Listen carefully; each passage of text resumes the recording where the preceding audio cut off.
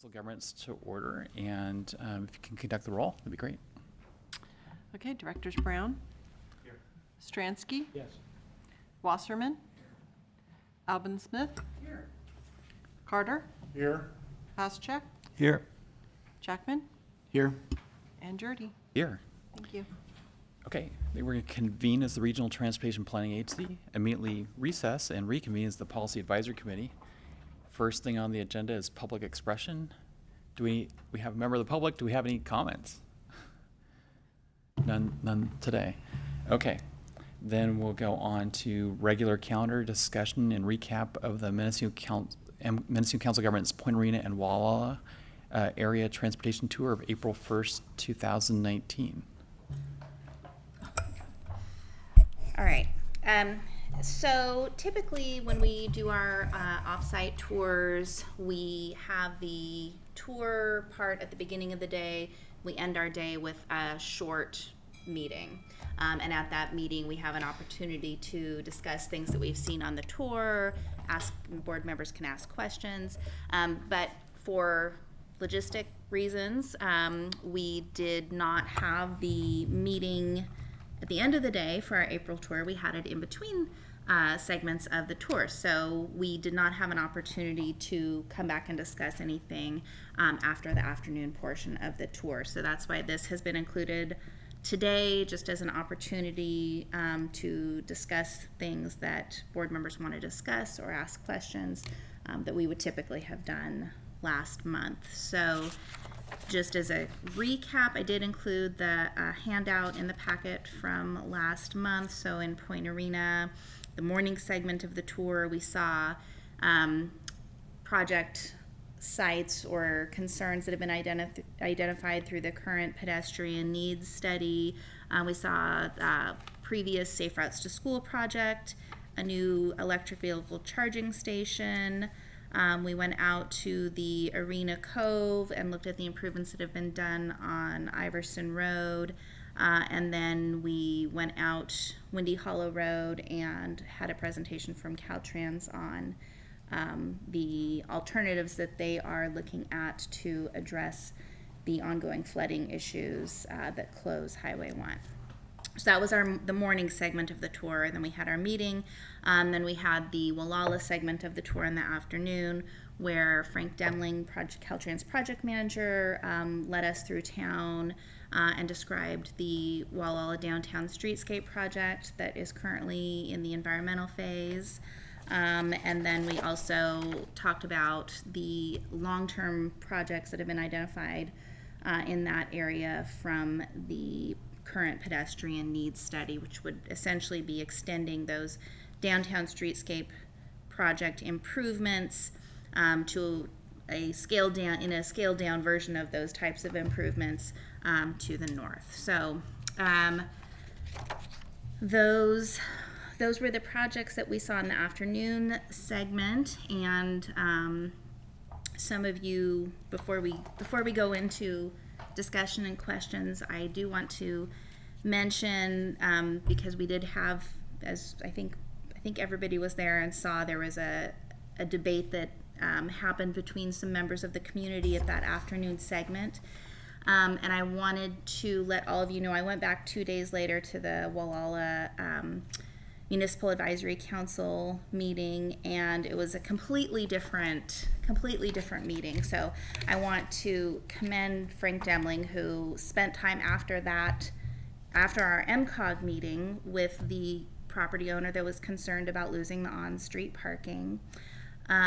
He spent time, listened to that property owner, described to him the alternatives that they are looking at that would minimize the impact to on-street parking.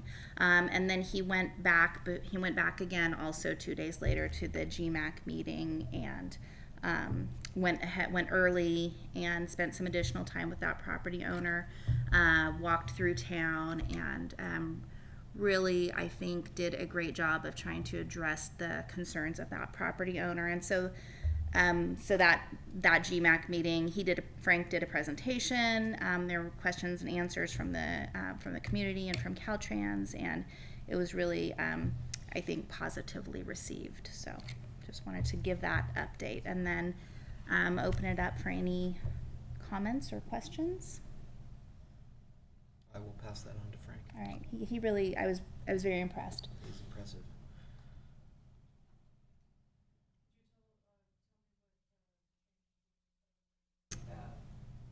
Store owner happy? Yes, so the options that they are looking at are an adjustment of the alignment slightly to the east, just a few feet to the east where feasible, depending on what, what comes up against the edge of the property or against the edge of the highway on the other side, but adjusting it to the east so that they could still allow on-street parking in that area, and then we're also looking at options that would include some narrower segments of sidewalk through certain areas. So this, including all of the same features, not taking out any features, but just modifying the layout to try to accommodate parking, not all the way through town, just through the areas of concern. Some of the property owners have already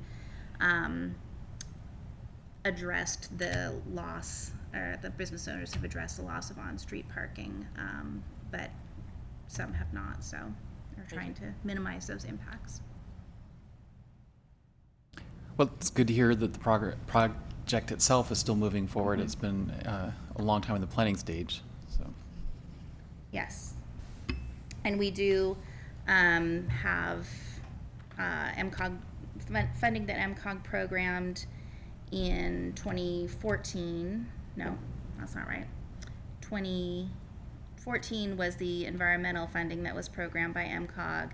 And then in the 2018 STIP, which was approved in 2017, the environmental funding, or the funding for final design was programmed, and that'll be coming up in next fiscal year. So Caltrans will be able to get started on final design.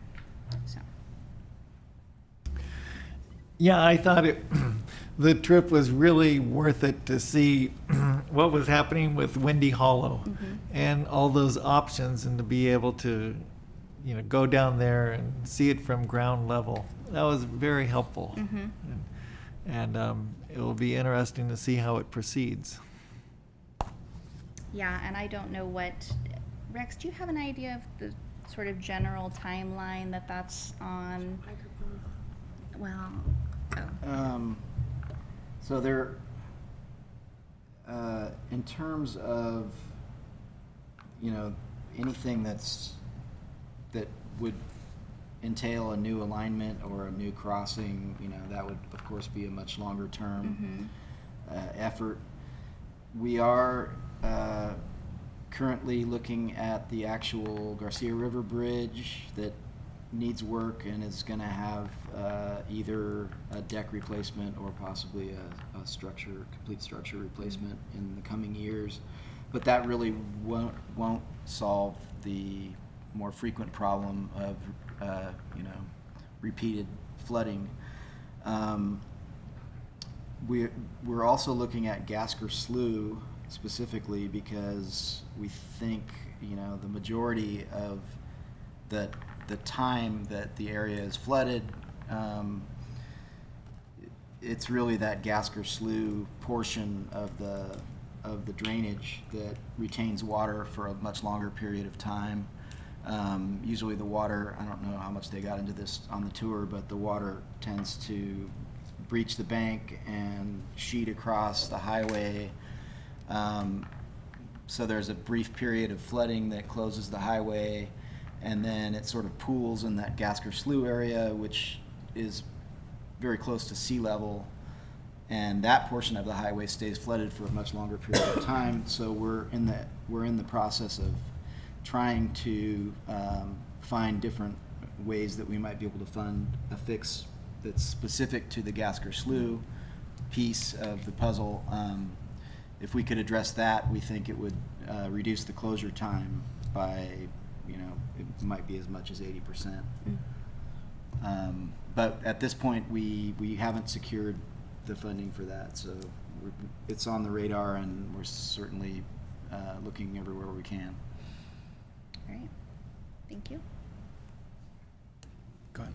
I have a question about those flooding projects. So I can't remember if we discussed rising ocean flooding being included in the calculations for all the new bridge constructions. Are or is this being taken seriously, or? Yeah, yes, it is. We're required to include sea level rise in in both our environmental studies and design at this point for structures that are impacted or projected to be impacted. And we did a pilot study a few years back that helped to confirm and identify those locations that are most at risk, most vulnerable. The two that jump out are the Garcia River floodplain and the Navarro River 128. Neither one of which is a very simple fix, which is probably why they haven't been fixed.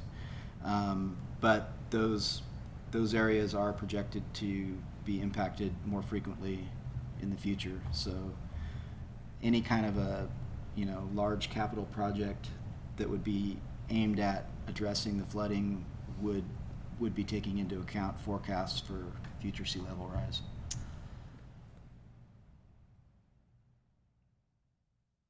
Okay, great. Well, thanks. Now we're on to, we have some letters of opposition to some bills that would amend the active transportation program. Yes, and so the packet, at the time that the packet went out, the draft letters had not been written, but an email went out on Friday with the draft letters, so hopefully you all received that. And we do have some copies available if you do not have them. They're already out. Okay, Marta already passed them out, so great.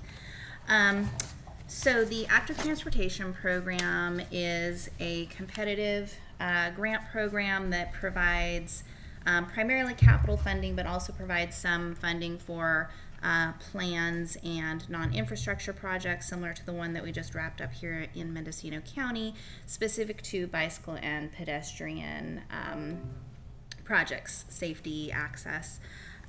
So this was a grant program that was developed when the state legislature back in 2013, I believe, combined several smaller competitive grant programs, including the Safe Routes to School program, Bicycle Transportation Account program, and I believe the Recreational Trails program. When the program was developed, it was divided into certain funding pots. 50% of the funds go to a competitive statewide pot of funding. 40% of the funds go to the large urban areas, and then they conduct their own internal grant cycle that they have control of. And then 10% is in a competitive program for small urban and rural agencies. Small urban and rural agencies can also compete in the 50% statewide competitive pot. So we've had several successful projects throughout Mendocino County in both the statewide competitive pot and the small urban and rural. So we've had, most recently, the city of Willits received a grant for their Rails with Trails project. The city of Ukiah, Rails with Trails, a segment of that was funded through the ATP program. City of Fort Bragg was successful in getting funding for a segment of their coastal trail. And the Covelo State Route 162 multi-use path was funded through the first round of funding in the ATP program, actually first and second round of funding in the ATP. So we have been able to compete locally, although if you go and ask the local agencies, they will tell you that it is a very difficult application process. So there are two pieces of legislation currently proposed that would significantly change the ATP as it currently exists. Originally, these two bills mirrored each other, but one of them has been amended, so they are a little different now. So First is Assembly Bill 1402, which was authored by Petrie Norris out of Orange County, I believe. This would change the portion that goes to the large urban areas to 75% of the total funding. It would increase the small urban and rural portion to 15%, but it would cut the statewide competitive pot to only 10%. So under this program, the urban areas would have access, or I'm sorry, the rural areas would have access to only 25% of the total funding statewide. This bill has been proposed to be a 2-year bill, so there won't be action won't be finalized on 1402 this year. The other bill, which is of more concern because it seems to be moving through the legislature pretty quickly, and then because it is authored by Senator Bell, who's on the Senate Transportation Committee, just seems to carry a little more weight. So that is Senate Bill 152. And that's the one that's been amended, and as amended, it proposes to give 60% of funding to the large urban areas, 15% to small urban and rural, and then 25% to the statewide. So it's not as drastic of a cut to the statewide portion, but it is still half of what it formerly was. So while it may initially seem that this is a positive thing for small urban and rurals because of that 5% increase to the set aside, it really limits what we actually have access to, because as I mentioned, we have been successful in both the statewide and the small urban and rural. It appears that the driving force behind these proposals is a perception by certain urban areas that they have not gotten their fair share of funding under recent grant cycles, based on their percent of the population. However, population isn't necessarily an indication of the greatest need, and of course the State Route 162 multi-use trail is a perfect example of that. That's something that probably would not have been able to be funded without the ATP as it currently exists. The large pot of statewide competitive funding allows for the, in theory, best projects in the state to get funded. It allows projects that maybe could not have been funded previously because of the funding limits in the smaller grant programs to move forward. So by significantly reducing that statewide competitive pot, it is really changing the ability of the active transportation program to make an impact statewide and turning it more into a formula program that the large urban areas control. So the other concern, in addition to the reduced funding for rural areas, is that the significant change to the active transportation program affects what voters supported when they defeated Prop 6 to continue funding through SB 1. So Senate Bill 1 added quite a bit of money to the active transportation program. There was an attempt by people that opposed Senate Bill 1 through Prop 6 to eliminate that. Voters rejected that and continued to support SB 1. However, this changes the conditions that those voters supported. And it could be seen as a reason for the opponents of SB 1 to once again take a shot at that program, which could impact not just active transportation, but all transportation. So that is a significant concern as well. So this issue has been talked about at the Rural Counties Task Force and the North State Super Region, and all of those rural counties are very concerned with it, and several of them have or will be submitting letters of opposition. So I I did include you have the draft letters, and I am happy to answer questions. If you have suggested changes to those letters, that's an option. If you do not wish to take action on both of these at this time, as I mentioned, AB 1402 is proposed to be a 2-year bill at this point. I'll make a motion to approve the letter of opposition, authorize the chair to sign. I'll second. Yeah, I just like the way you included that, the example of Covelo and the multi-use trail, because I was just up there on Thursday and people were clamoring for, when's it going to get done? Because people are dying up there from not having that.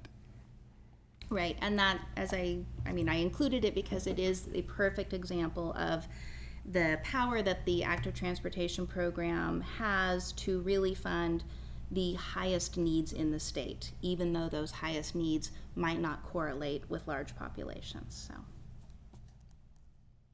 Is greed on their part?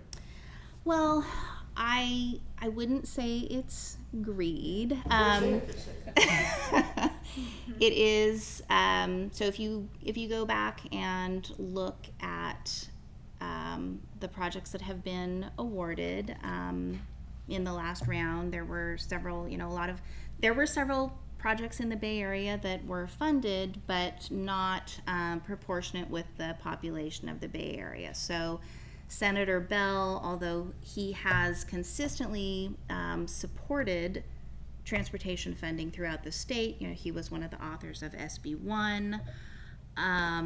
He, I'm sure heard from his constituents and from the agencies that are within his area that they were struggling with the program.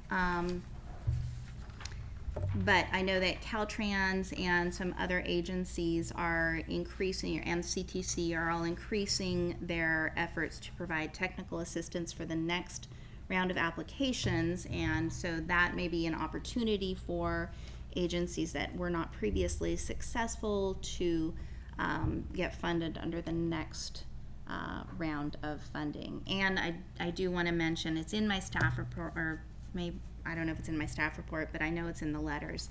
There is a active transportation resource center, which is funded out of that statewide competitive pot of funding. It provides a lot of assistance to particularly small agencies or agencies that are working on non-infrastructure projects. And that's something that, depending on how drastically that statewide competitive program is cut, that would no longer, we've been informed that it is likely that that could no longer be funded under those scenarios. So. Both come down to population-wise, the amount of people that are in the House and Senate, the state, when they start working on this? Not necessarily.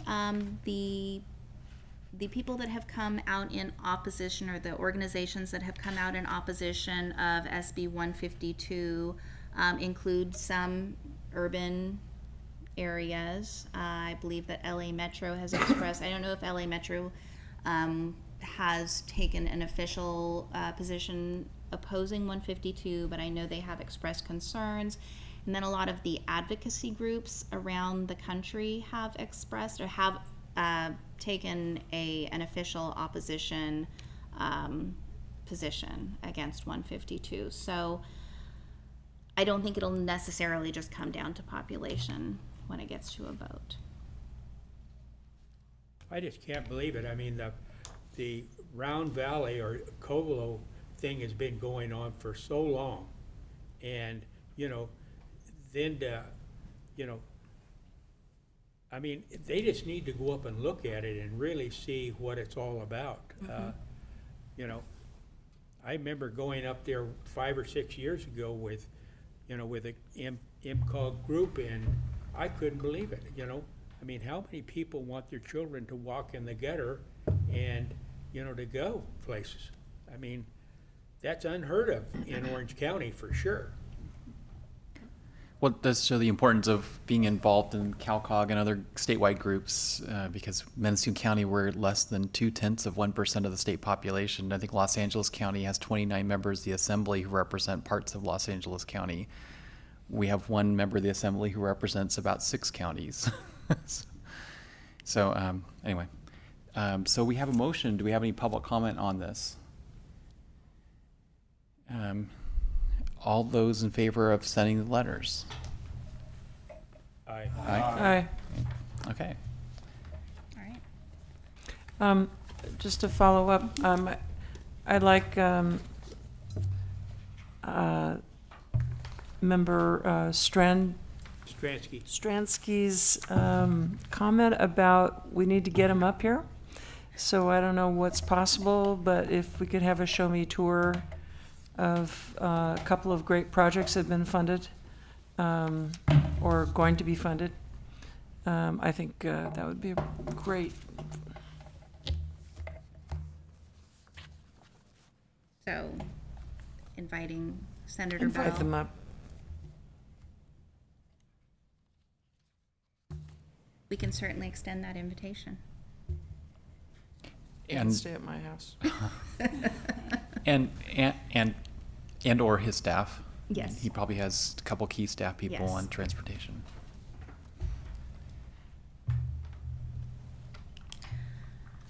Okay, now we're on to the 2019-20 budget. I'll take that one. Okay. So this workshop is a presentation of our budget. It'll be an orientation for some of you, a refresher for others. And I'm going to go through some slides that some of you have seen my basic presentation before. I've done a lot of updating to it. So we'll see the numbers in context, use some visuals, look at some analysis and trends. So we don't have to go line by line through the budget spreadsheet as we do in committee. We'll look at things in a bigger way. So fortunately, there's a lot of good news this year. Revenues are up, so it's looking pretty good. I'll go over all that. So today is just advisories for discussion and no action. And feel free to stop me anytime with questions. Here's my photo of the new electric vehicle charging station in Point Cabrillo. It's not in the budget, it's just every year I like to choose a photo of somewhere in beautiful Mendocino County with something to do with transportation in it. So Janet, just briefly, was that part of Yes. the State Parks grant that Mendocino Land Yes. Trust? Okay, so they implemented Yeah, we with some talked about coordination. it, and yeah, I went out there on Easter Sunday and we plugged in, and there was another car in there too. So they are being used, those state park EV chargers. That's great. So these are the major categories of the funds that we have available. I'm just choosing these general groupings for purposes of this report. So starting with the Transportation Development Act funding, we're responsible for administering that act in this county. So that's got 2 funds in it. The local transportation funds we call LTF, that's the quarter-cent countywide sales tax that's dedicated to transportation. And the state transit assistance funds, that comes from various gas taxes. It comes down from the state for transit. It runs through our cash accounts, and it's allocated to transit from our region. And the second one there, the middle group, does include some of those same local funds. And these are the planning funds that go into our overall work program.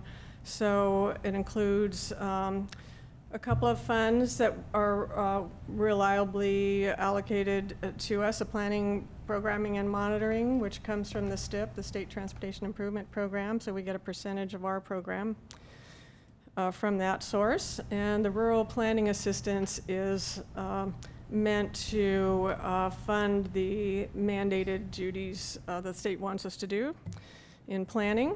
And the other 2, I've noted a couple of the competitive funding, planning grant funding sources not planning grant, the active transportation program does run through our program. It did for the non-infrastructure project that we had up through this year. That's competitive. We just talked about the active transportation program a moment ago. And Caltrans planning grants, we've had a whole series of these community-based planning grants over the years. And we've got currently a sustainable communities planning grant from that source. And those are competitive. And the last one I'll mention does start out as federal funds. It's the Regional Surface Transportation Program. We exchanged that for state funds. That's voluntary. It's open to us. It's a lot easier to use state funds, so we regularly do that. That is actually now called the Surface Transportation Block Grant under the new federal law. It's essentially the same program. So you have my written report there, my staff report of the recommendations from your staff and committees. Most of the slides I'm going to get into now are focused on the TDA funding, Transportation Development Act. And then when we come to the planning program, I'll ask Loretta to report. Her written report is in your packet also. So in your packet, you've got the one-page budget summary. I've just added these color-tinted highlights here to show you where those three major revenue categories are found in your summary. And I might note that the local, state, and federal headings in that sheet refer generally to how those funds are administered. Just for this particular format, it fits well in that space. It's not necessarily the source, it's how we administer them. And then the other spreadsheet in your packet is a 3-page supplemental format. Has a lot more detail, compares to the previous year. I've got some notes on the side there. And in this case, I've broken down the local, state, and federal more to where the revenues originate. So it's a little more accurate that way. And then finally in your packet, you've got the explanatory notes on funding sources. Those are freshly updated notes I've prepared, details where those funds do originate, their allowable uses, and how MCOG has administered them over the past decade or so. So if everybody's with me so far, I'll start at the top of the revenues with the TDA funds. Okay, this is to show you the trend. I'm going back 14 years, starting just before the Great Recession. So you can see how those did fall and gradually been rising. Revenues before the recession were right about $3 million a year from this source, the sales tax. And with the recovery, we're approaching $4 million now for the first time. Again, that's the countywide quarter-cent sales tax, so a little indication of how the economy is going here. So that green line is the revenues. And it took 6 years to pull out of that dip there from 2008 to 2014 to return to revenues of 3.2 million. So you'll notice there is a spike up there between 2015-16 and 2017-18, and that's just because that's when we made that transition I've mentioned before to the county auditor's accrual method. So we've got 14 months in that particular year of revenue, and then we shifted over to accounting for them by the accrual method. So that did result in 2 months of unallocated revenue, just under 600,000. And MCOG allocated most of that to public transit purposes, and those were amended in to the 17-18 budget. You do have a little left, 29,000 left from that in your current budget just held in reserve. So I've added a trend line, to kind of smooth out those bumps. You can see it's generally going up. And there's just a little mini spike there also following that. And that is from our most recent audited year. That's actually in your packet, that the audit we just completed for the year ending June 2018. And that confirmed a record amount of excess revenue above the budgeted estimate. So that was at $378,000. That's a pretty big bump up. So I'm going to show you as I go forward how that flows into this year's budget. So for the current year, the auditor again predicts an excess, and that would flow into the budget after this one, so 2020 to 21. So we'll go through how that works.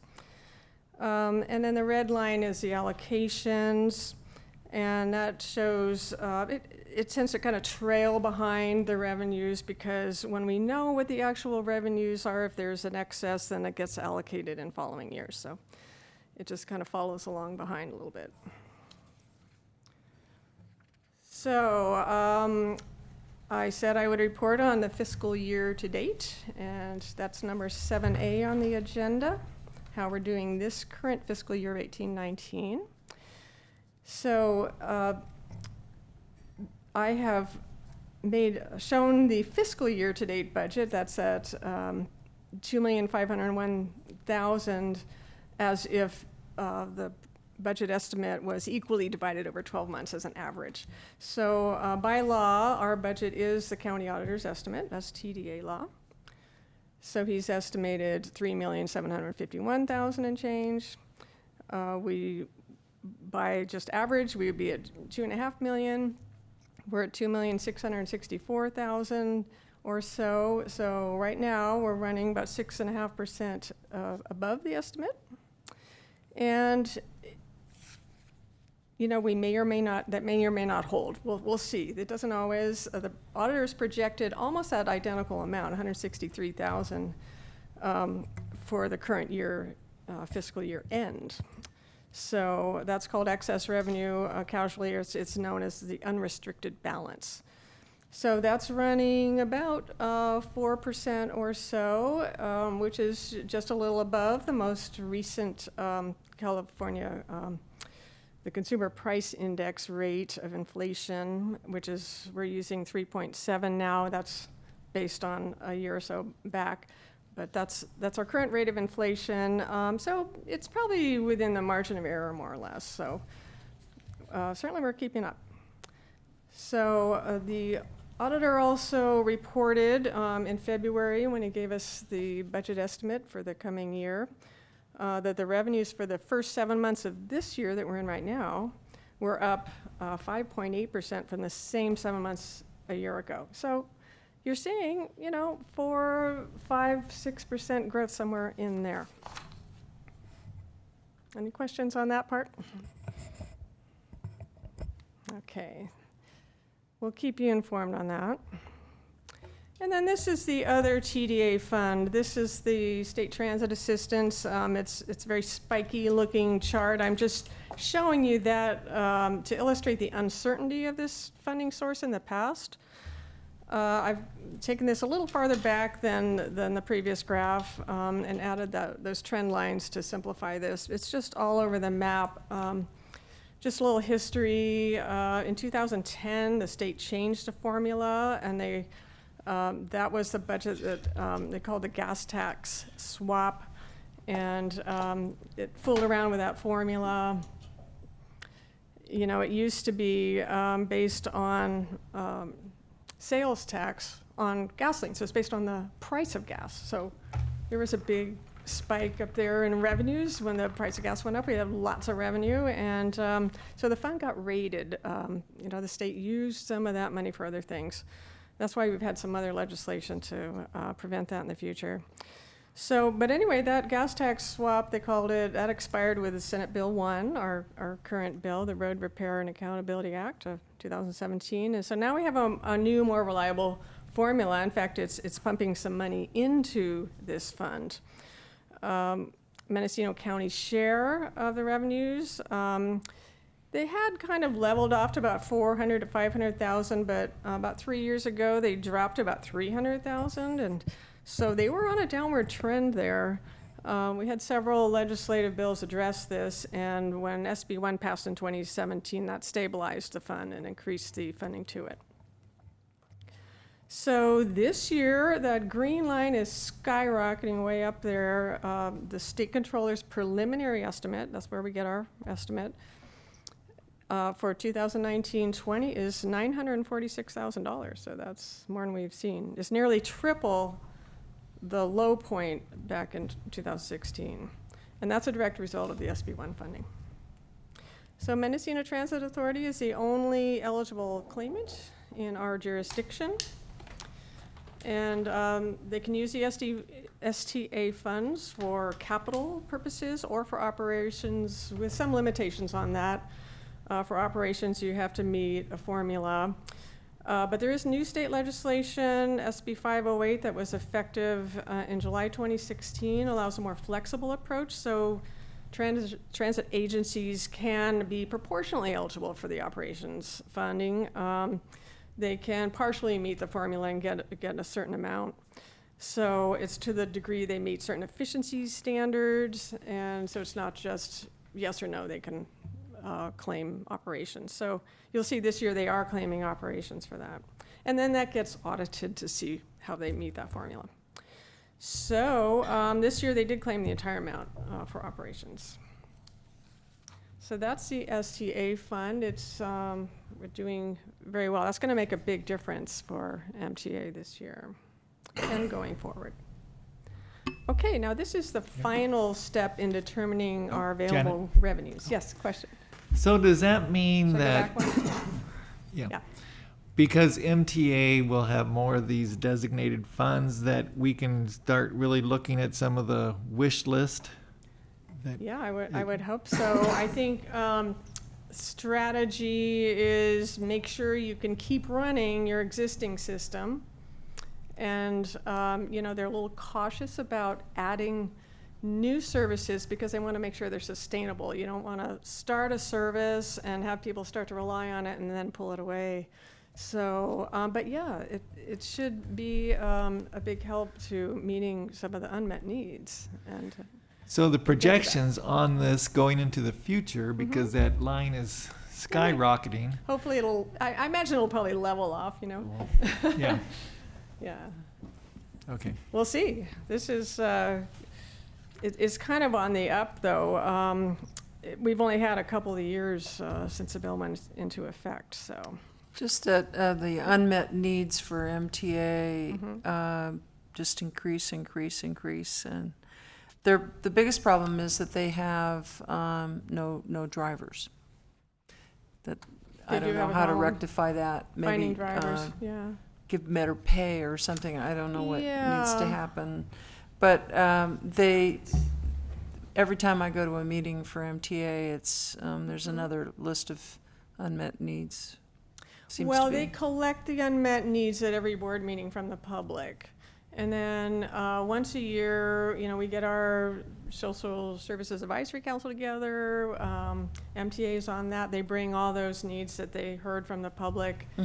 Our council is representing various social agencies and stakeholders, and we pull together a big old list and try to parse it out and see what rises to the top and what's feasible.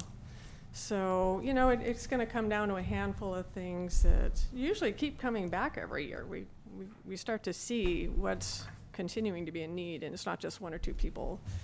Yeah, so we'll see. I know we just had our committee meeting. I'm getting a little ahead of myself. We'll talk more about transit, but the Ukiah Senior Center was thinking about, should they fund some of their unmet needs, or should they increase their driver pay because they're way behind. It's very difficult to recruit drivers, so maybe some of each, I don't know. So that's the kind of thing they've got to grapple with, yeah. Okay, so last step in determining revenues. We have this unique policy started in '99 that keeps some funds in reserve. And that was because there came a year when there was a shortfall and we had to pull money back from MTA because we were allocating out the full budget estimate. The revenues didn't materialize. So we keep 5% of the budget estimate aside. And we're always looking at kind of a 3-year window. Last year, the year we're in now, and next year, the budget we're working on. So we'll get into the calculation in a minute, but first we're going to determine the actual revenue from the most recent closed audited year. I just mentioned that a moment ago. We had some excess revenue. And if there is excess revenue that's unallocated, that goes into the reserve balance. Then we, in our calculation, actually this is in your spreadsheet. I have a little line by line thing in that single page spreadsheet that shows how we get there. But anyway, we subtract any reserve funds were already allocated in the budget. Then we look at what's 5% of the new estimate. And we cap the fund at that, and anything above and beyond that, and the balance is available for allocation. So, and if there is a shortfall, then that's what the reserve is for. We use the reserve. So here's what it looks like for this year's budget. And this is 7B on the agenda, Executive Committee recommendations. They've again recommended fully funding the reserve. And we have our committee here today, can weigh in if they like. So the policy is to set aside 5%, or 100,000, whichever is larger. We're way over 100,000 now at 5%. So, and then we round to nearest thousand, so we get 193,000 for the box on the far right. That's the budget we're crafting now. So this will be the 5th year we've had a fully restored policy. We were giving partial allocations after the recession, but now we're fully restored. You know, it doesn't go all that far. It's probably about a half a month of MTA's operations, but it's a little bit of a buffer, and it can help. So once we establish this budget line, we'll know the available LTF revenues for allocation. So that means if we're setting, the proposal is to set the reserve at 193, and then I'd have to actually look at my sheet to see what's left over after that. But it does, I think that's my $375,000 right there. Here, I'm going to confirm that number for you if I can find the page. And you can see that in your spreadsheet. And I think I've not gone far enough back here. Here we go. Right, so that releases $375,634. That's a nice big number. And that was all from the past year that was closed. Okay, moving forward, that concludes discussion of the TDA revenues. Hope that's understandable. Now moving on to the allocations. These are the priorities consistent with the Transportation Development Act. Administration's right off the top. The 2% for bicycle and pedestrian projects is optional, but this board has always wanted to do that, so we routinely set aside the 2%. And then there are planning allocations for that program, and the rest goes to transit. And they've got several categories of the codes in that act. They've got to claim it by these categories of operations, capital reserve, capital needs. The senior center transportation programs are all under contract with MTA, so they claim that too. And unmet needs,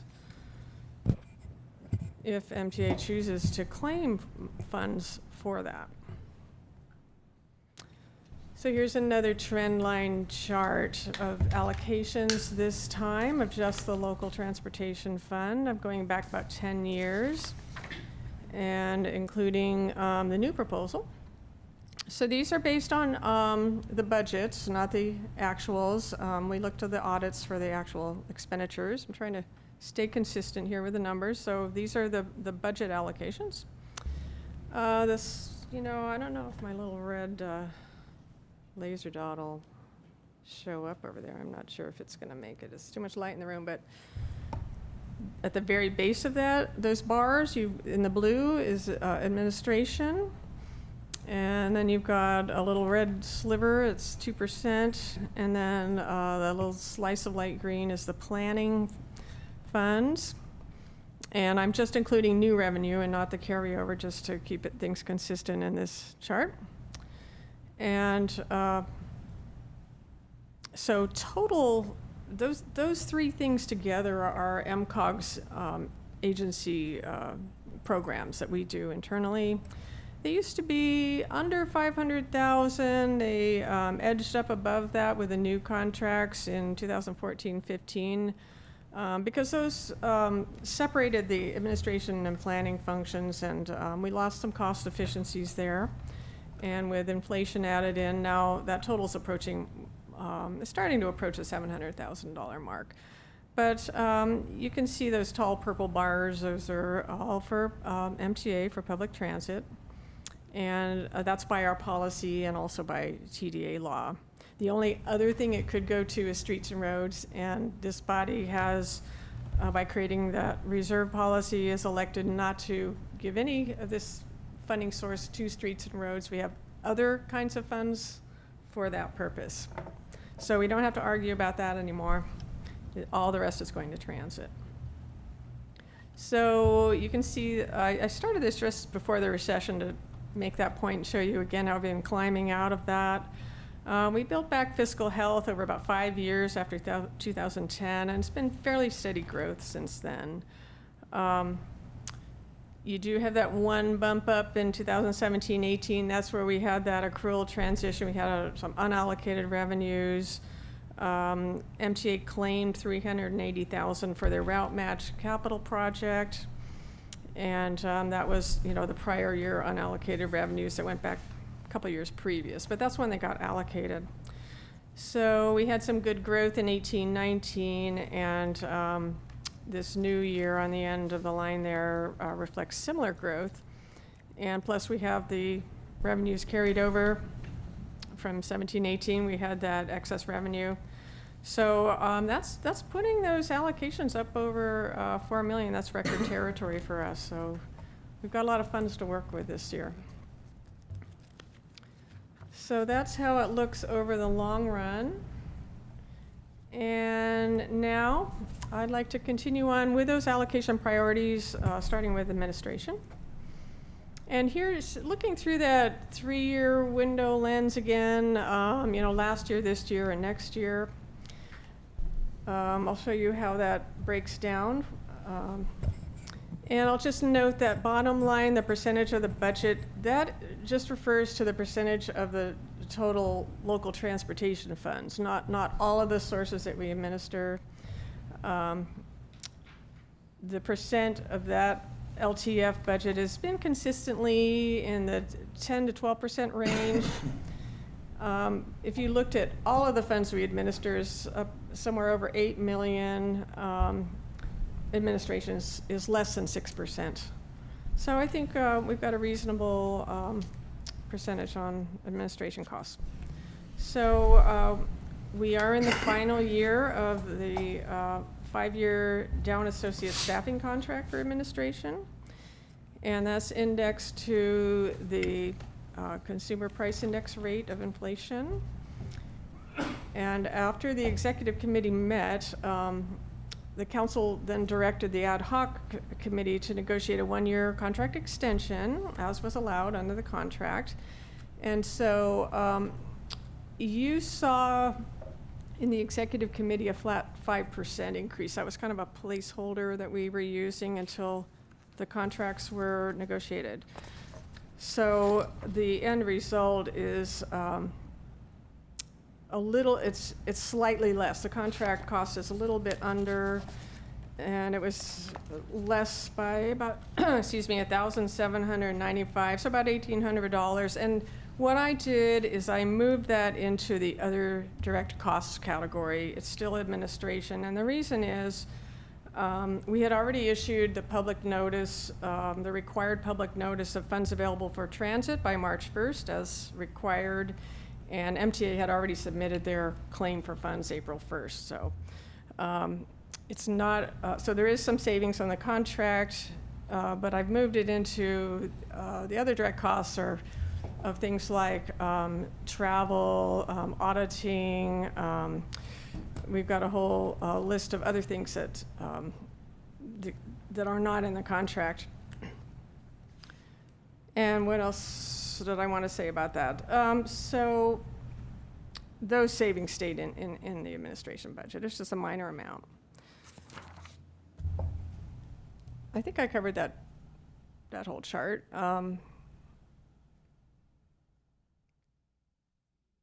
You can see this year the increase is 4.9. Okay, moving on to bike and pedestrian. This is optional, as I said. It's up to 2% of the auditor's LTF estimate after administration is allocated. There's only one time that that I know that we opted out, and that was when the recession hit, and we've been going back to that 2% ever since. It is useful for things like a local match, to leverage other funds. It's not a whole lot of money. And right now, we had been carrying a pretty big fund balance in that fund, but the only outstanding project this past year was the pedestrian bridge in Laytonville, the Branscombe Road pedestrian bridge that you all visited on our tour. And that was completed, so we pretty much used up the fund balance. Right now we've got, I think it's the last year's 2% funds, and then we'll be adding another year of 2%. So we expect to solicit new proposals in the coming year.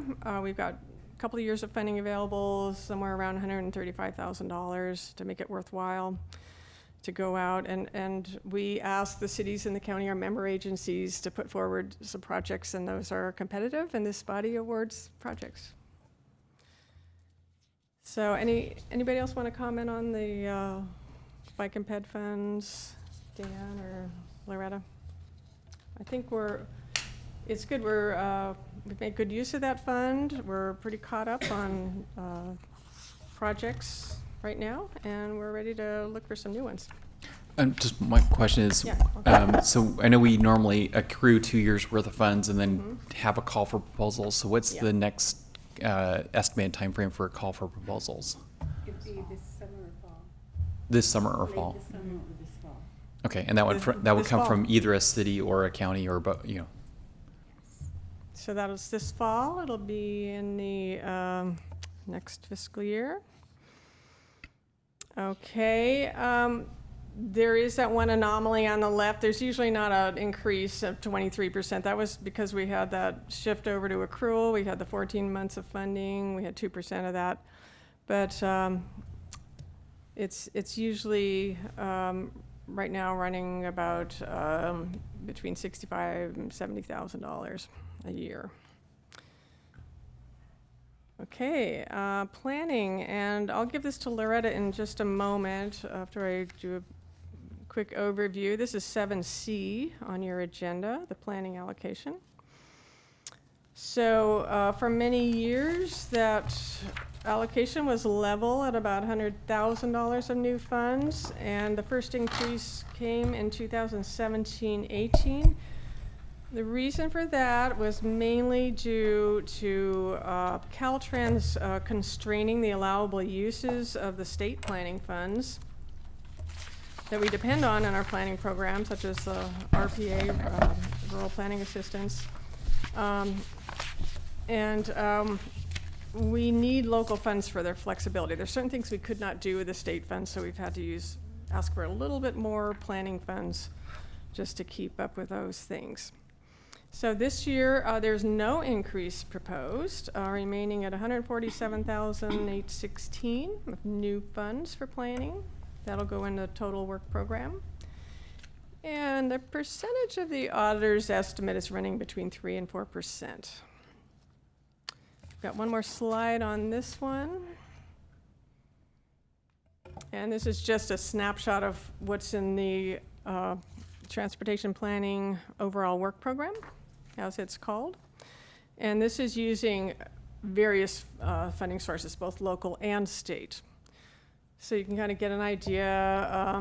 Right now, it looks like it's mainly MCOG. We usually have a county project. Often there's our city projects or MTA projects, and those are things that they apply for. That's competitive as well. This is the draft program at $905,000 and change. We usually see that go up substantially when we have multi-year projects that are carried over, and we need to wait till the year end to find out how much that carryover is. So typically this program runs well over $1 million a year. We've got several funding sources in there. You've got the local funds, the RPA, the PPM I talked about earlier. Sometimes we have state grants.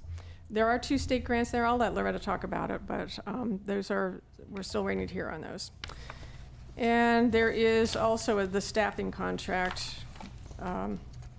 with DBC, David Bates Consulting, and that's about $376,000, I think. I'll have to check that number. And you'll see that in your next agenda item today. So after Loretta talks to you, we'll go conclude with the transit. Thank you. Thank you. I put in your packet a staff report that goes into a little bit of detail about each of those work elements. And just to give you a little background for the new members, every year MCOG is required to prepare an annual overall work program. And there's quite a bit of guidance from the state as to what has to go into this work program. And it programs all the funding we have for planning projects.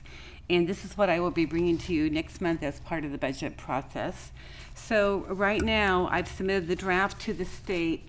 It starts early in the fiscal year. It was due to Caltrans by March 1. So the TAC reviewed it and made a recommendation on it in February. And we submitted it by the due date. And Caltrans has reviewed the draft, and they send us any pertinent comments that they want us to incorporate into the final. So I received a few minor comments that we will address in the final. And typically, just to back it up, we invite all of the local agencies, county and city and MTA, to submit proposed planning projects for the tax review and ultimate recommendation in February. So in this upcoming work program in fiscal year 1920, we only received 2 requests, which was, I think, lower than usual for a variety of reasons. Agencies were finishing the projects that they have in the current work program, some of which are going to be carried over. And I think just maybe based on agency workload and staffing challenges, we did not have as many requests. So of those 2 requests, one of them is included in the draft for county DOT. And the other one was a request from Fort Bragg, which I reported to you previously. It might have been before you were on the board test, but it was deemed ineligible by Caltrans, so that was not included in the draft. So in the staff report, I gave you just a paragraph or 2 about each work element. Almost all of them are annual work elements. There's a couple new ones, and I'll go through them. I won't spend any time on them unless you have questions, so feel free to stop me with questions. So the draft this year, as Janet mentioned, totals a little over $900,000. In that total, there's a good chunk of state grants of about $368,000 that we've requested. The summary of each work element. Work element 1 is an annual work element. It's day-to-day staff work, regional government, and intergovernmental coordination. It is comprised of a bunch of miscellaneous duties and ongoing transportation planning. It's only for those tasks that are deemed RPA eligible, that the state says is eligible to fund with the rural planning assistance, and they give us guidance as to what type of tasks are eligible. Work element 2 is almost the same type of work element, although these are the non-RPA tasks. And work element 3 is a community transportation planning work element, where we coordinate with the local county and cities more on local projects and plans. Work element 4 is an annual work element to do sustainable transportation planning It has to do with elements that support the goals of reducing greenhouse gas emissions and responding to issues from California Air Resources Board or the Strategic Growth Council, things of that nature. Work element 5 is a new work element. It's our grant request to conduct the Senate Bill 743 Vehicle Miles Traveled Regional Baseline Study.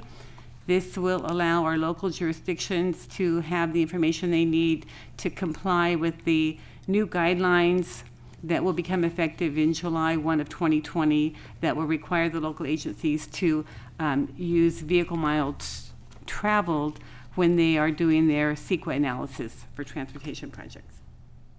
Work element 6 is the annual County Department of Transportation Special Studies work element.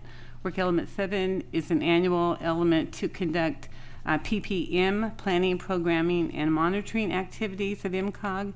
It also includes an annual user fee for the local agencies to use the Street Saver program for their pavement management needs.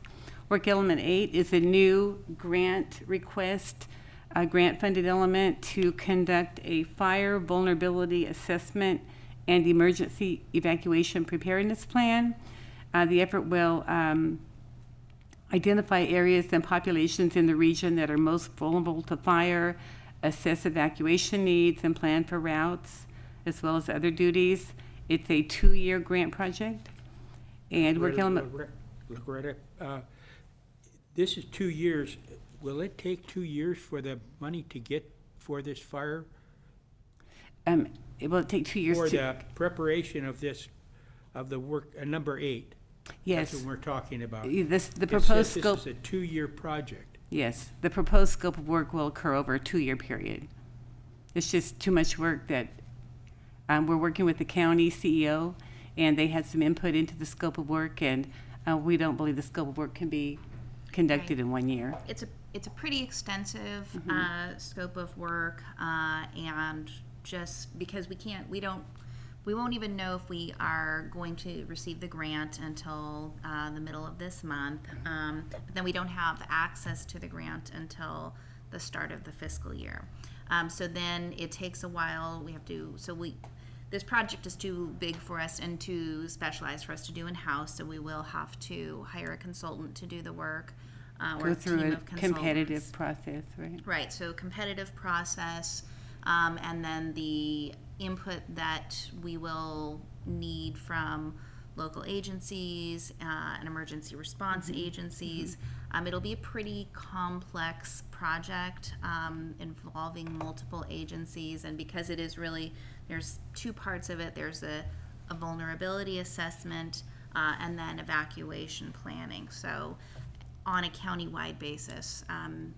So But it's, This is really important to our area. Right. I mean, this is all that people think about. I mean, we Right. had PG&E come to our council meeting last week, Sure.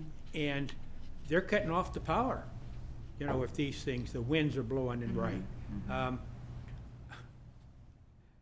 You know, the county's got to get going on this.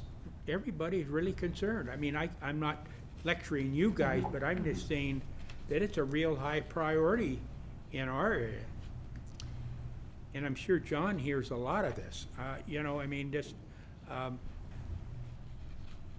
people are really frightened. yes, so, and that's why we agreed to be the applicant for this project. It was something we had worked with county admin and kind of gone back and forth about who would be the best applicant, but we did, because we felt that it was really important, we did agree to take this on, but it is a major project, and there's, with a countywide, just the geographic area of our county is very large. You have a lot of areas that are vulnerable. It's just gonna take that much time to complete the project. I wish we could do it faster, but I just don't see that it's possible. I know, however, in the meantime, there are smaller localized efforts going on. I know a lot of the communities are developing their own Firewise groups that are looking at very localized issues, and so I think that part of, if we are successful in getting this grant, that part of this grant will have to be, you know, kind of gathering up what work has already been done, to make sure we're not duplicating anything. And maybe we won't need the full 2 years, but we know that it will extend beyond 1 year. You know, it just, when I was reading over this, and then when I got to the 2 years, I just thought, you know, I just can't stress enough our area, and as I said, I'm sure John hears this every place he goes.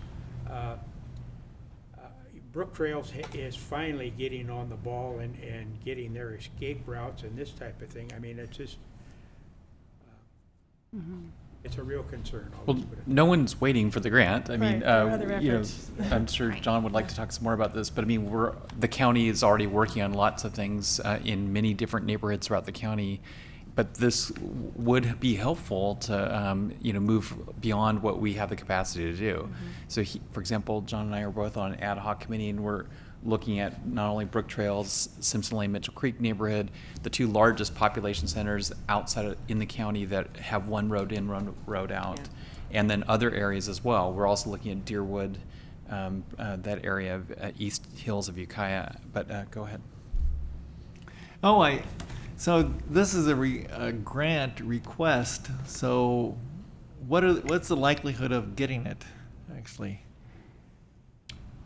We are optimistic. Yes.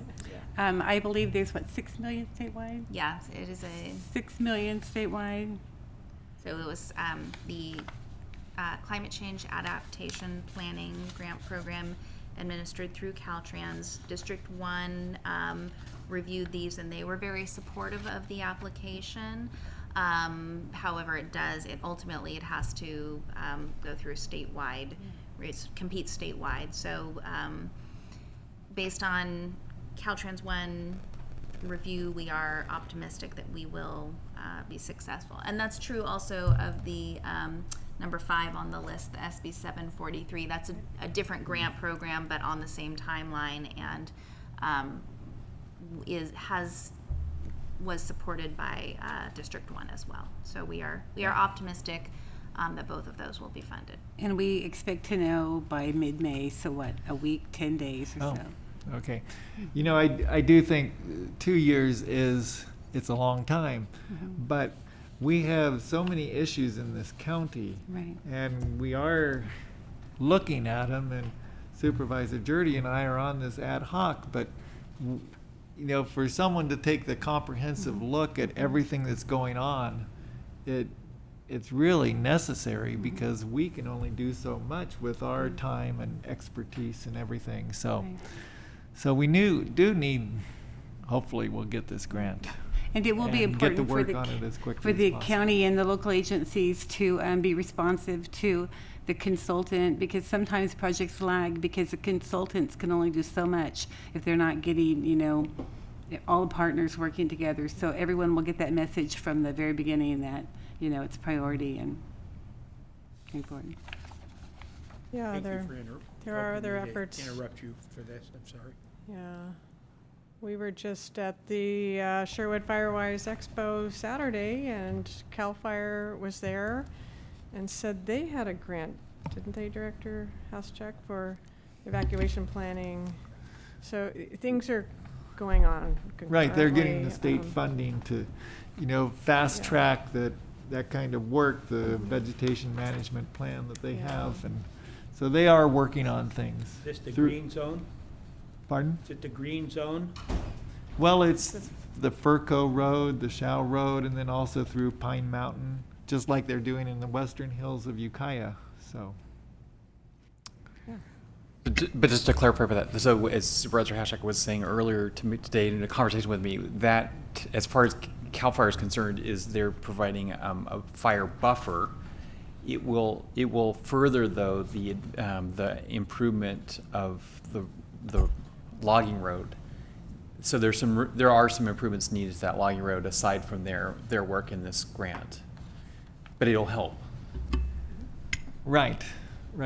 That they're not working on emergency access routes. Oh, I understand that, I'm just Yeah, saying. and so that comes to someone else. And that's what we're looking at in part. Thank you. Okay, the next work element is annual work element 14, training.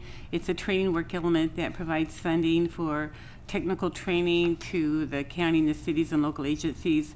An example of this work element is MCOG hosted a training in January where there were 30 attendees from the county and the cities on a traffic control for safe work zones workshop. So it's a popular training work element that benefits local agencies and MCOG staff.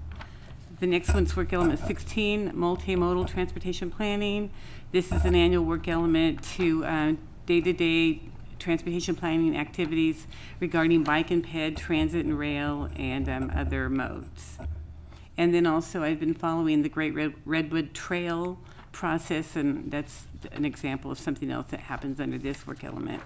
Work element 18 is an annual work element to conduct our geographic information system, GIS activities on any GIS support services that are needed related to projects that we're working on. And then work element 20, a grant development and assistance work element. It's an annual work element that we use to help agencies as needed to apply for grants or research grant opportunities or prepare the grants that we did.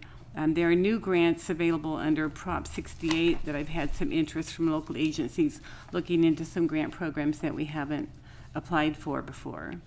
And then finally, we've proposed to put $50,000 in a reserve for the next update of the pavement management program, the next triennial update that we expect will be needed in the following work program, because it's difficult to fund this update in one fiscal year.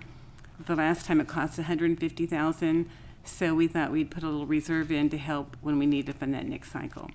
And then on an added note, which is not in your work, staff report, I've learned last week that we will have another $35,000 that the board may, the TAC may choose to recommend to be added to this reserve because a project in the current work program is being dropped and will not be completed, and that will free up some money.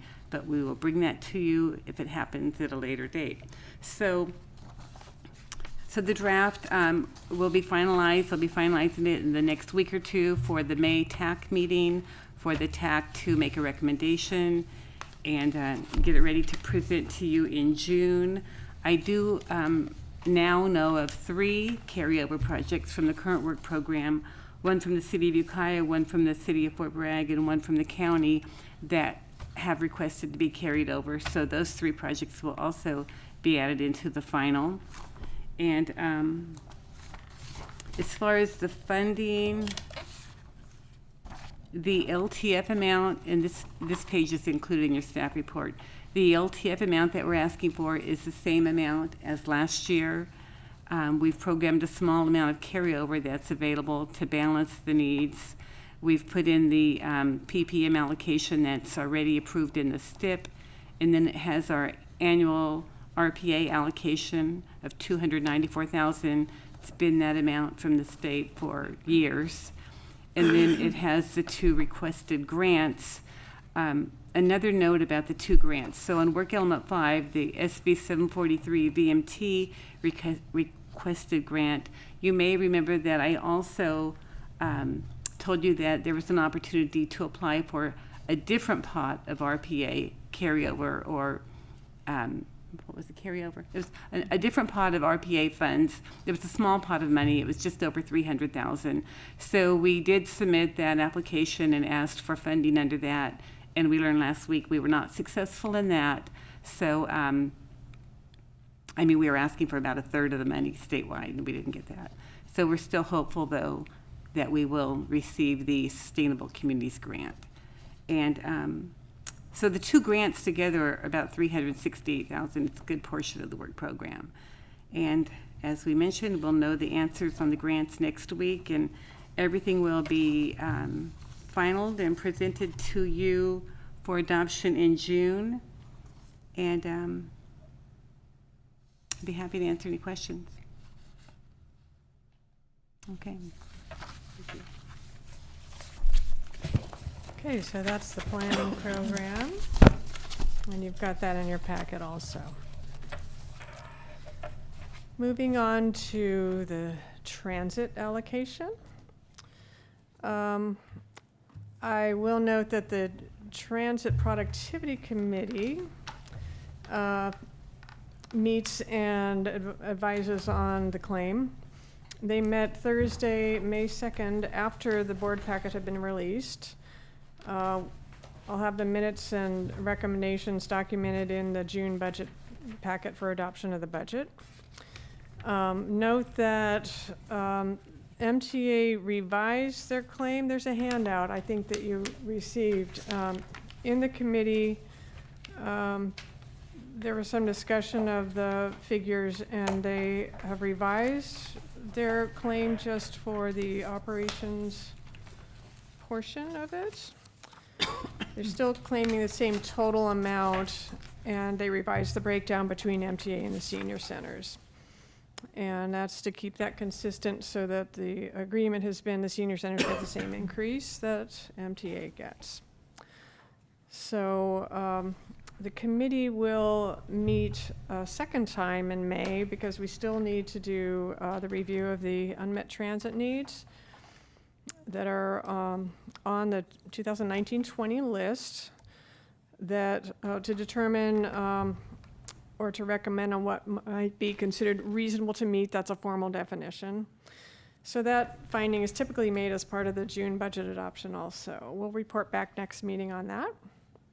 So you can see this final allocation of the local transportation funds. This final priority gets most of the money. It's typically around roughly 80% of the local funds. We do have that same anomaly on the far left of 2017-18 when we had that transition year. So it's looking good. As I mentioned earlier, with that large amount of revenue from the prior audited year, and the increase in this year's estimated revenues from the auditor's office, we have a windfall of 12.5% for transit. So as that additional funding went into the top of the budget and the auditor's estimate was up, and everything trickled down through the reserve, through the various allocation steps, they're ending up with 12.5% increase. So we never see that. That's a really good thing. Just blow it all. Yeah. So, administration increased by less than 5%. There was no increase for planning. Bike and ped stays at 2%. It's level. So transit benefits the most from this extra money. So, anybody else want to comment on the transit? Dan, I guess MTA is not here today. Loretta, that's pretty much my observations on the transit's allocation, and we'll be coming back to you with all the details on that. In the budget, there'll be resolutions finding all these things that we need to resolve. So that is transit, and that concludes the TDA, Transportation Development Act, and the planning, funding sources, and allocations. So here's the last step in our budget. Remember in the beginning we had 3 general groups, the way I've organized this, and this is the Regional Surface Transportation Program. And that's kind of its own thing. It started out as federal. We exchanged it for state funds. Here's another trend line showing how those funds have gone over the past 10 or so years, about 13 years, I guess. And so again, I'm starting back there to look at pre-recession up to the present. So it's been used to come in around $500,000 a year, and now it's above $700,000 in that range. So it's been kind of coming along with everything else. And the name, I guess I mentioned this, it was in the FAST Act, that's the federal bill. They changed it to block grant program, but it's pretty much the same program as before. And now I'll show you the allocation priorities for that. And this is by MCOG's own adopted policies. And a lot of this came out of the a strategic planning session this board had in 2010. These are still in effect and working well. And this is based on federal estimates and allocated by the state down to the regional level to us. So the three things that MCOG does with that money are right off the top, the partnership funding program, and that is something our previous executive director, Phil Dow, initiated to try and get some projects done that maybe cross jurisdictional boundaries, or it's no one agency's particular responsibility, or you really need to pool funds to get something done. And you know, the example I keep using, the first one out of the gate was the Simpson Lane roundabout, and that was something where, you know, Caltrans pitched in, MCOG put in a bunch of money, and the county put in some money. So between the three of those agencies, that's why we call it a partnership funding program, we can actually get some projects done. And then there have been some smaller ones. We supplemented the budgets for those state park charging stations in the 3 cities that were all part of that big project. There have been other things as well. So I know there were multiple funding sources for the pedestrian bridge in Laytonville. I'm not sure if that was also one of them. Partnership planning funds, it did have a lot of different funds in it, that one. It had a lot of the bike and ped, it had some of the STIP funds. I'm trying to think what else. Do you remember, Nafili, the Branscombe Bridge? It did have some RSTP funding. Okay, yeah, it had partnership funds, yeah. Has the technical technical advisory committee, have they identified 1 or 2 projects they're looking at for these funds? For the partnership program? Yeah. No, they have not identified specific projects that they are looking at. Do we have a time frame for when? I mean, the money's accruing over time, so is there a time frame for when? There are some things in the hopper that, you know, for instance, the Covelo Trail project, we've got, the board allocated a couple of years back a contingency fund of $250,000. We're holding that aside because it's going to be it's a $3 million project with construction, and things happen and there can be overruns. So that's set aside. So there's a chunk of this funding to that project. I know the 101 interchanges through the Ukiah Valley have always been on the radar for possible use to improve those out of this fund. So the interchange projects were one of the conceptual projects that caused the partnership funding program to come into existence. And so we are now getting near the point where something might actually happen with one of those projects. So it could be that there is a request for funding on that project in the fairly near future, but there has not been a just general call for projects under this program. It's operated more that when a need arises for an appropriate project, then the request is made. So I know that probably none of, or very few of the interchanges of the 101 in the Ukiah area would meet today's standards in terms of the radius. They're mostly fairly sharp turns, and so it's hard for a vehicle to get up to highway speed when they get to the highway. But the one that comes to mind that seems the most severe, you're going uphill and in a tight turn at the same time as North State Street going northbound. Is that the one that's considered the highest priority, or is? I think we already have 50,000 into that. The northbound on-ramp, actually, Caltrans has been looking at that. I believe there may have been a report to the MCOG board several months ago on this, but they were looking at a couple different options that that could be funded through the SHOP program, actually. They were improvements to the on-ramp, would look at reconfiguring the on-ramp. There were a couple different potential options, and I believe they have, you want to Rex is Well, nodding his head. I can't add much specific. I think you're correct. I know that you asked if that was the highest priority, and to my knowledge, I believe it is. Certainly consistently comes back, and we have done a project study report and a feasibility study that included looking at options for addressing that tight merge. And I know that it's not fully funded, but it is moving through the process to see how much money we can see if we can basically, get enough money to address that. Most of the fixes that have been looked at are very expensive.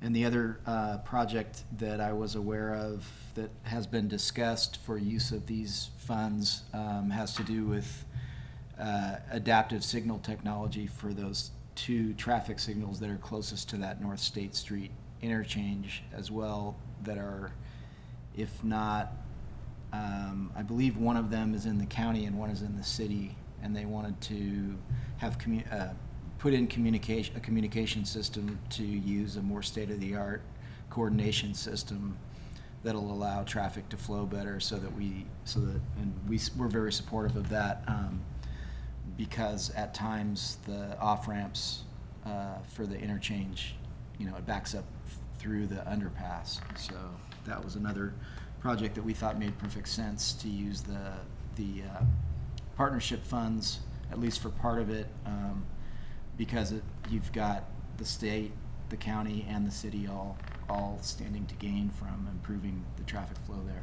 Yes, and so that's the project, so that both the northbound on-ramp and the southbound off-ramp at that location are both problematic for different reasons. And then you can't look just at the on and off ramps there, but it's the flow of the whole area. So the county has been doing they've had a consultant that's been doing traffic study in the area, and we are waiting to see results of that.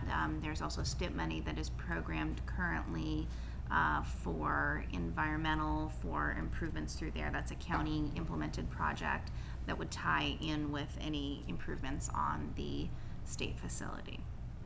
So the northbound on-ramp there's a safety issue there that could potentially be funded through the shop, and the southbound off-ramp there's congestion issues at that location. And like Rex said, they tie into the operation of including those, I believe there are 5 intersections through that area that are all connected, so. And if I remember right, this board approved $50,000 for that project study report. That's already in the hopper, so that's about right. Yeah, so there's around $900,000 or so in that fund. At the last fiscal year end, there was fund balance of $938,000. Some of it's committed. Let's see. I don't want to turn the page yet. I was going to talk about the next one, the regional project manager position. That's for local assistance, assisting all of our member agencies. That position's vacant right now, but we have it in the budget, and we'd like to recruit for that. And I would mention something about that position. So back in March, I believe, when we were talking about the budget and contract options, there was a question about that position, and it was suggested that we go back to the technical advisory committee and ask for feedback on how well that position was serving the needs of our local agencies. So we did that, and we were really pleased with the feedback that we got from local agency representatives on the TAC. They were very supportive of the position, felt like they had really gotten a lot of benefit from that, and saw the importance, particularly with the ever-changing SB1 programs that these local agency representatives are trying to navigate, and they felt that this position allows them to focus more on getting the actual projects done rather than tracking the ongoing program changes and reporting requirements and eligibility requirements. So we got very good feedback on that position, and which was helpful for us because it also, we know how to, what efforts that person needs to focus on once that position is filled. So. Right, so they need that help. And the last one was the counties and the cities get a formula allocation. So you can do a lot of things with that. It's pretty flexible funding. I'm going to continue this on this slide. This year we've got an estimate of $780,992. That's the official estimate. It could come in slightly up or down from that amount. And as we just mentioned, $100,000 would come right off the top. Then the regional project manager position, and that's around $83,000 with direct costs at $7,000. So it's $90,000 has been the annual allocation for that. The contract can't use the entire thing. So whatever's left over, in this case it's about $7,000, that's we're making available for local assistance, direct cost needs from the agencies. It might be engineers' estimates, things like that. So we do have a carryover balance of about $140,000 on that. So those two together, the blue and the red, that's about a quarter of the pie. These percentages are kind of rounded off, but it's pretty much a quarter of the pie.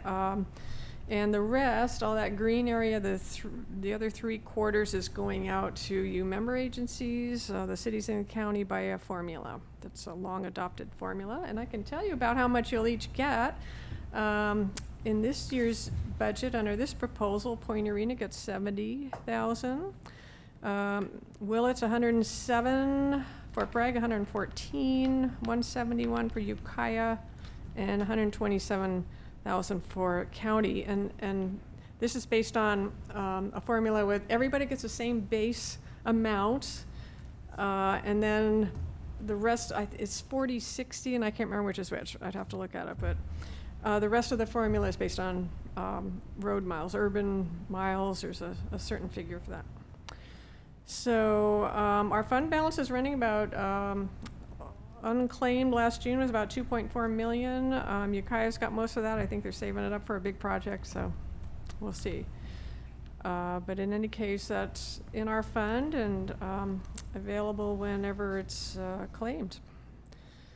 So you can see the breakdown of all these fund balances and the interest and the carryover and things in the audit, which is also in your packet. In the notes section, page 20, it breaks down this account, fund account. So that's probably enough on that.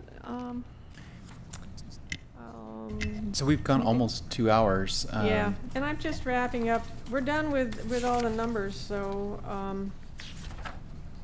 I just wanted to remind you, SB1 is the law of the land. The repeal effort was turned down by the voters last November, the Road Repair and Accountability Act.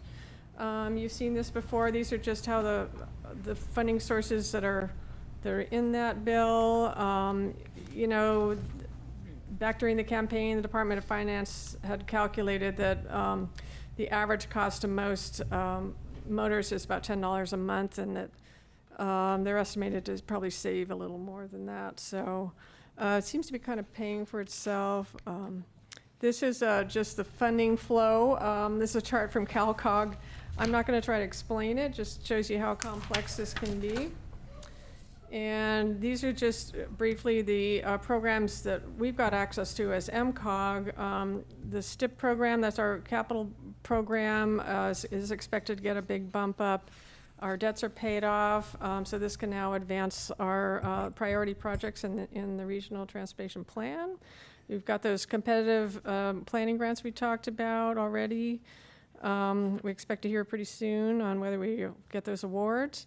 And then transit, we talked a lot about the state transit, that's coming from this. And the State of Good Repair is a new program, at least in its present form, and it's going through our accounts additionally. And MCOG applies for those. MTA, the transit applies for those to Caltrans for projects. Here's a slide you've seen. I'm just wrapping up now. This is looking to the future. We still have a problem long term with transportation funding. Vehicle miles are still increasing. People are driving more. Cars are using less fuel, so gas tax isn't working very well. Electric vehicles are becoming more prevalent. So this revenue system we've had based on gasoline consumption is not been able to keep up with our transportation and road maintenance needs. It was never really sustainable, and it's been in conflict with state goals to clean up pollution too. So that's one of the reasons California and other states are looking at a road charge based on miles. So there are proposals out there like that. There was a pilot in California that concluded in 2017 and made recommendations to the legislature. Now they're looking at options for possibly eventually transferring to that model.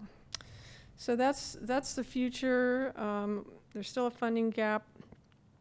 And just a reminder what's not in the budget for anyone listening, or to clarify for new members here, what's not in this budget document is the capital funding that goes through the State Transportation Improvement Program. We don't have any cash flow from that at all. It's just the programming responsibility that we have. And the Service Authority for Freeway Emergencies, that's the motor state call box system out there on the state highways that we operate. That has its own financial plan and budget. So that's pretty much the end. You've got staff and committee recommendations. We have one more review in May from the Transit Committee on the unmet needs, transit needs finding. And I'll be coming back to you with a document like this. Everything is going to have detailed exhibits, findings, resolutions, checks off all the boxes of the findings you need to make. And this will be available as a PDF online, of course. And once that's adopted, the planning program typically comes back with some revisions, amendments that can affect the budget too. They come back during the year, maybe 2 or 3 times. And MTA also can submit a revised claim during the fiscal year that calls for a budget amendment later on. And they've indicated already they anticipate they'll probably have a revised claim for capital funding. So that is the way it's going to go on the calendar, and this concludes my presentation. Are there any further questions? Looks like we're pretty thorough, so looks like you've probably run out of questions, but feel free to contact me if you do have any. And I thank you for your attention.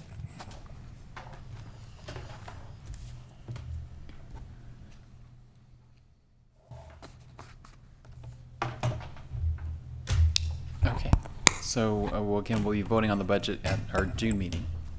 That's right. Yes. And next on our agenda is approval of ad hoc committee recommendation to extend professional service agreements. One is for administrative and fiscal services, Down Associates. The other is for planning services, Davy Bates Consulting.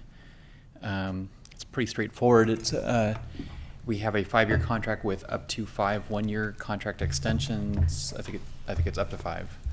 Yes. And we our ad hoc met at the suggestion or appointed by the board, and we're recommending a 1-year extension as called for in the contract. Any questions or? Okay. So I do want to just draw attention to the fact that you received a revised exhibit to the DDC draft extension. So that would replace the Exhibit A that was in your packet. Okay, so yeah, there's revised Exhibit A at our table.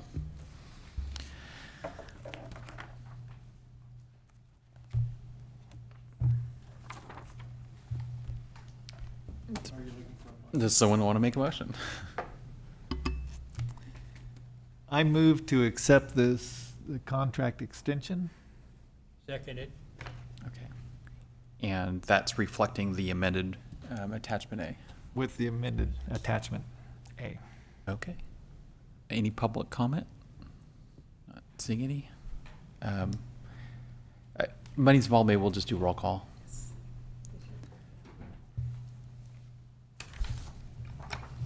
Brown? Stransky? Yes. Wasserman? Abensmith?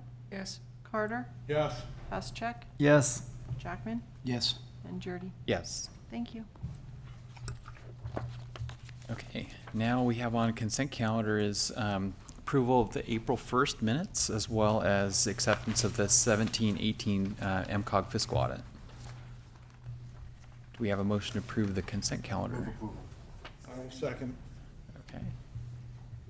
I think Richie got the second in there.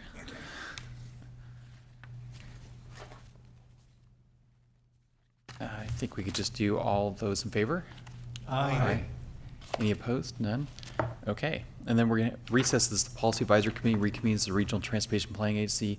Do we have a motion to ratify the action of the Policy Advisory Committee? I will second. Okay. All those in favor? Aye. None opposed. Okay. Now we're on to reports, and we do have, just for MTA, we do have a special one-item board meeting. I think it's this Friday at 10 o'clock to approve, basically to approve a grant application. And then we have our regular meeting later this month. North Coast Rail Authority. Loretta, was there any updates on North Coast Rail Authority? Okay, thank you. I'm on that. Oh, okay, yes, Right. that's true. Yeah, just there's supposed to be a meeting tomorrow, but it was canceled. But the last meeting I went to, they did resolve the 2 lawsuits that were pending against NCRA, and so that allows them to move forward. Thank you. Then we're on to MCOG staff. We have your summary of meetings. Anything you want to highlight? Nothing that needs to be highlighted, but we're happy to answer questions if there are any questions about items on the list. Okay, not seeing any administrative, you have any verbal updates you want to give us? I do. I have a couple things I wanted to mention. So there's one piece of legislation that we are tracking, SB 127, which proposes changes to the State Highway Operation and Protection Program that would place requirements in that program for active transportation projects. Although we are very supportive of those types of projects, particularly where State Highway is Main Street, as it is in many places in Mendocino County, we do have some concerns that it is overly, that the proposals in the bill are overly restrictive to the shop and could prevent important safety improvements from getting completed because of the requirements. It also would eliminate using vehicle delay as a performance measure in the shop. Now that's been eliminated from CEQA analysis, but it is still used as a performance measure just for functionality of the system on state and local roads as well. So that's something that we're tracking. CalCog has taken a fairly strong position of opposition to SB 127, so we will be watching that, and it may come back to MCOG for a position. Another item that I wanted to report is that the same week as our last MCOG meeting, I attended a workshop in Hopland for the Hopland Municipal Advisory Council. It was a community workshop presenting, where Caltrans presented on an ADA project that they are implementing through Hopland. It goes almost the entire length of town, from the hardware store to the intersection of 175 and 101.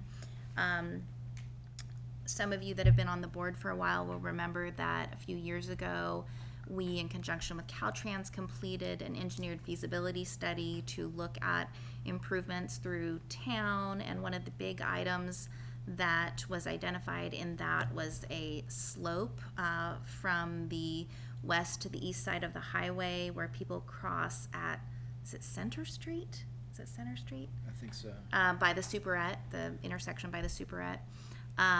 It is not ADA compliant, so somebody trying to cross that in a wheelchair, the slope is too steep.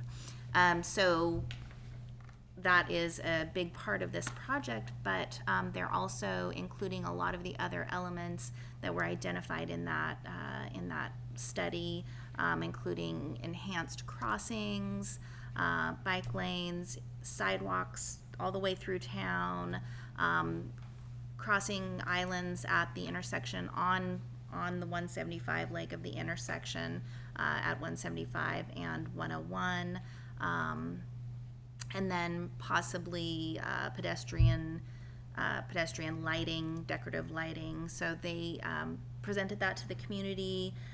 There was an opportunity for questions, and I thought it was very well received by the community, and they were excited to see that that is moving forward. And I believe they are aiming for 2024 or 2025 for construction on that. So that's something that's moving forward, and as a result, a lot of those things as a direct result of that study, of that MCOG study several years ago. So, and then just also I want to mention that I provided a letter to MTA in support of the grant that they are applying for the low and no emission vehicle program, so for an electric bus that they'll be applying for. So that may be what this special meeting is that's it. this week. Yeah. So that's all I've got to report. Are there any questions on any of those? All right. No, thank you. Loretta, do you have an update for planning staff? Right. Just, I have two brief updates I gave you staff reports for. Since we know that June's going to be a full meeting, we wanted to let you know that I'll do one at a time on 12E1, the PED facility needs inventory and engineered feasibility study. The consultant will be coming in June to give a presentation on that project. It's wrapping up a 2-year project. It's a pretty large countywide project that was funded with state funds and grant funds and some local match. It was conducted in 2 components, the South Coast and Point Arena section, and then the Inland and North Coast. So that project's wrapping up. The contract ends at the end of June, so we want the consultant to give you the presentation in June, and we're going to ask you to accept the report at that time. So we wanted to let you know that the report was going to be posted. In fact, it was posted on Friday by Janet to MCOG's website. It's also posted to a project website. So it's available for your review. If you have a chance to look at it before June, you can look at it and have any questions ready. It's a large report.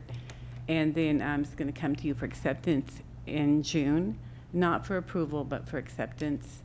And the technical advisory group emphasized that for me to tell you that the TAG, the technical advisory group, has been meeting with the consultant regularly throughout the project for 2 years, and they've had ample opportunity to review draft documents and provide input during the process. So that project has had a lot of local input, and then this will just give you a chance to see it before it's presented for your acceptance. Any questions about that? And then the next report is on the zero emissions vehicle and alternative fuels readiness plan update. So we've been working with a consultant. This is a shorter project, smaller in scope, to update our regional readiness plan. And that project is also ending in June, and the consultant will be coming before you in June to make a presentation on that plan update.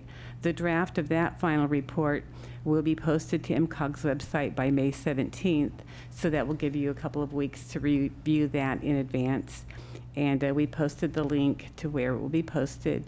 And in the same fashion, we've had an advisory group. We called it a ZAG, a ZEB advisory group, that was composed of county and city stakeholders as well as private and nonprofit representatives that have met regularly throughout the process during the development of that plan. So both of those plans will be presented to you with consultant presentations, and we will be asking you to accept those plans in June.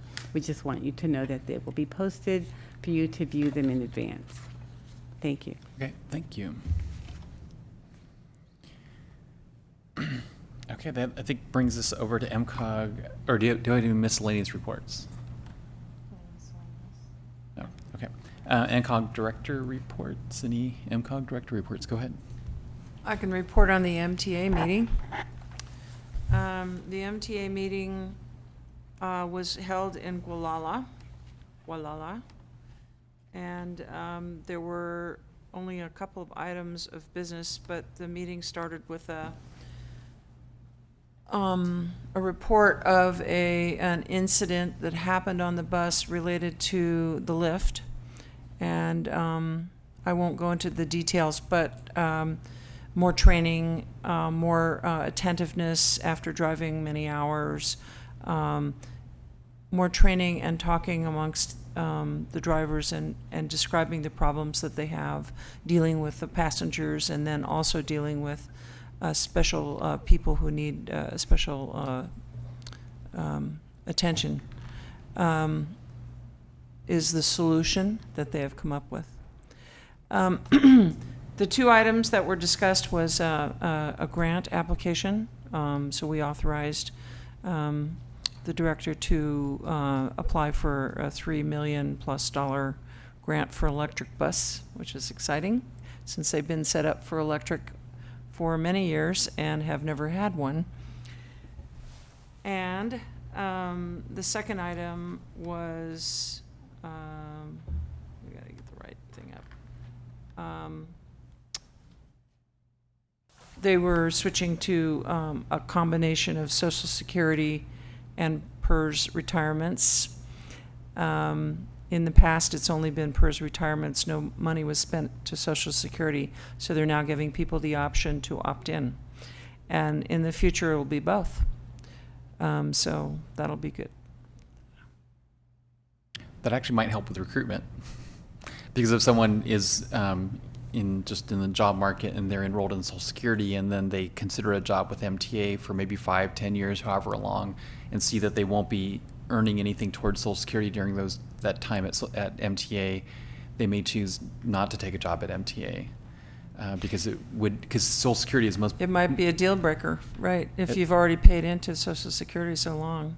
Yeah, as most people probably know, Social Security is based on your highest 35 years of contribution. So if you had, 5 or 10 of your highest years of income wasn't contributed into Social Security, you would get a reduced Social Security payment. Very much so. That also applied to me, actually. But I guess there's one more item, and that was the lack of drivers. I did mention that before.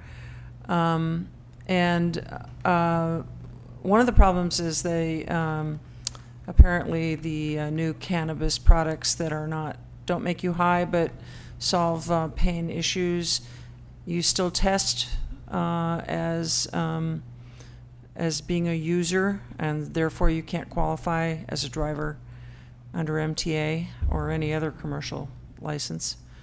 So that's a problem because they keep getting people that are testing positive. And recruiting methods were discussed, how they put it in the paper, that sort of thing. But even with benefits, people are not interested in driving.